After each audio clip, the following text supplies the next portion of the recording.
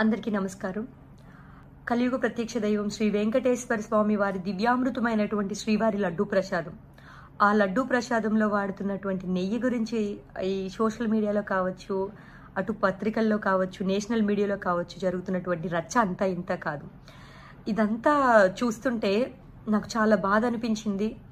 నాకు తెలిసిన వాస్తవాలని ఒక హిందువుగా ఈ దేశంలో ఉన్నటువంటి కొన్ని వందల కోట్ల మంది హిందువులకు తెలియపరచాలని ఒక ఉద్దేశంతో ఈ వీడియో చేయటం జరిగింది. ఎవరైతే స్వామివారి ప్రసాదాన్ని స్వీకరించబోతున్నారో వారందరూ కూడా భక్తి శ్రద్ధలతో సంతోషంగా స్వామివారి ప్రసాదాన్ని స్వీకరించవచ్చండి. దానిలో ఎటువంటి జంతుపరమైనటువంటి కొవ్వు కానీ, ఎటువంటి వెజిటబుల్ ఆయిల్స్ కానీ అందులో కలపలేదు, కలపరు కూడా.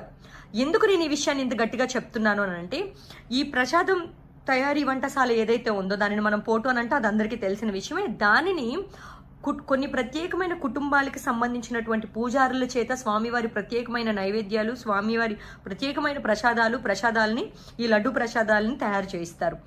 ఈ వంటశాలకు వచ్చేటువంటి ముడి సరుకులు, ఈ ప్రసాదం తయారీ కోసం కానీ, నైవేద్యం తయారీ కోసం కానీ వచ్చేటువంటి ముడి సరుకులు ఏవైతే ఉన్నాయో వాటన్నిటినీ కూడా ఇనీషియల్గానే తిరుమల తిరుపతి దేవస్థానం వారి పరిధిలోనే కొన్ని పరీక్షలు నిర్వహింపబడతాయి. ఆ ముడి సరుకులు అన్నిటికీ అవి ఏవైనా కూడా, జీడిపప్పు అయినా, కందిపప్పు అయినా, లేదు అని అంటే నెయ్యి అయినా, పాలైనా, పంచదారైనా, బెల్లమైనా, ఏవైనా కూడా ఆ యొక్క పరీక్షల్లో వాటి యొక్క నిష్పత్తి, ప్రసాదానికి తయారీకి కావాల్సినటువంటి ప్రమాణాలు, అన్నీ కూడా విలువలు అన్నీ కూడా అందులో ఉన్నాయా లేవా అని చూసి ఉన్న వాటిని మాత్రమే ప్రసాదీ తయారీ కేంద్రమైనటువంటి పోటుకు పంపిస్తారు. మిగతా వాటిని రిజెక్ట్ చేసి పంపించేస్తారు. ఆ యొక్క నివేదికని బట్టి, వాటి యొక్క ఫలిత నివేదికను బట్టి. ఆ ఫలితాల్లో ఒక నెయ్యి ట్యాంకర్ యొక్క ఫలితాలే ఈ రోజు మనకి సోషల్ మీడియాలోని చక్కర్లు కొడుతున్నాయి. ఆ ట్యాంకర్ని వెనకకి పంపించేశారు. అటువంటివి ఎప్పుడు కూడా శ్రీవారి ప్రసాదాల్లో వాడరు. ఇంతకు ముందు వాడలేదు, ఇక పైన కూడా వాడబోరు. నేను ఎందుకు ఇంత నొక్కి వక్కాలించి చెప్తున్నాను అని అంటే, ఏ ప్రభుత్వం అధికారంలో ఉన్నా, ఏ పార్టీ వారు అధికారంలో ఉన్నా చాలా చిత్తశుద్ధితో ఉంటారండి.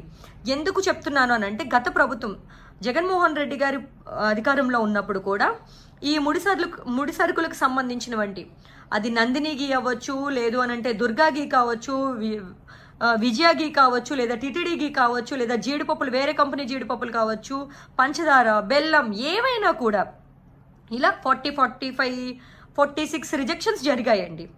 అలాగే అంతకుముందు చంద్రబాబు నాయుడు గారు అధికారంలో ఉన్నప్పుడు కూడా కొన్ని రిజెక్షన్స్ జరిగాయండి. అప్పట్లో ఈటీవీలో కూడా వచ్చాయండి. జగన్మోహన్ రెడ్డి గారు కూడా ఛానల్స్లో వచ్చాయండి. ఇప్పుడు కూడా ఛానల్స్లో వస్తుంది. అలా రిజెక్ట్ చేసి పంపించేశారనేది ఎందుకు నేను నొక్కి వక్కాలించి చెప్తున్నాను అని అంటే, ఏ ప్రభుత్వం వారైనా సరే తిరుమల తిరుపతి దేవస్థానం విషయంలో చిత్తశుద్ధితో ఉంటారు, ఉండి తీరాల్సిందే ఎవరైనా సరే. సో ప్రసాదాల్లో కల్తీ అనేది అట్లాంటివి జరగవండి.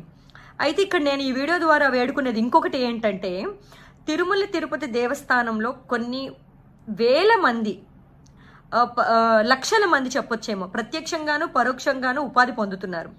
అలాగే కొన్ని వందల వేల మంది పురోహితులు, పూజారులు ఉన్నారు. అలాగే మన తిరుపతి అనేది ఎంతో ప్రతిష్టాత్మకమైనది, ఎంతో ప్రత్యేకమైనది, ఎంతో ఆధ్యాత్మికమైనది. దేశంలో ఉన్న హిందువులు తన జీవిత కాలంలో ఒక్కసారైనా స్వామివారి దర్శనం చేసుకోవాలని అనుకుంటారు.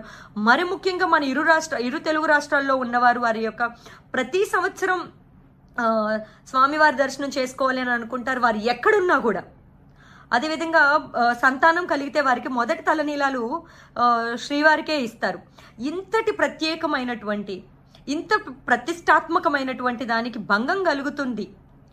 దీనిని ఏదైతే జరుగుతుందో ఇదంతటికీ కూడా తెరపడే విధంగా ఒక సరైన ఎంక్వైరీ వేసి దానిని త్వరితగతిన దానికి తెరదింపే విధంగా మీ యొక్క చర్యలు ఉంటాయని కోరుకుంటున్నానండి. ఈ రాష్ట్ర ముఖ్యమంత్రి వర్యులైనటువంటి శ్రీ నారా చంద్రబాబు నాయుడు గారిని, అదేవిధంగా ఉప ముఖ్యమంత్రులైనటువంటి పవన్ కళ్యాణ్ గారిని అతి త్వరలోనే ఈ యొక్క దీనికి ఇన్సిడెంట్కి త్వరగా శుభం కట్ పడుతుందని మిమ్మల్ని వేడుకుంటున్నాను, కోరుకుంటున్నాను. ధర్మో రక్షిత రక్షిత. ఓం నమో వెంకటేశాయ.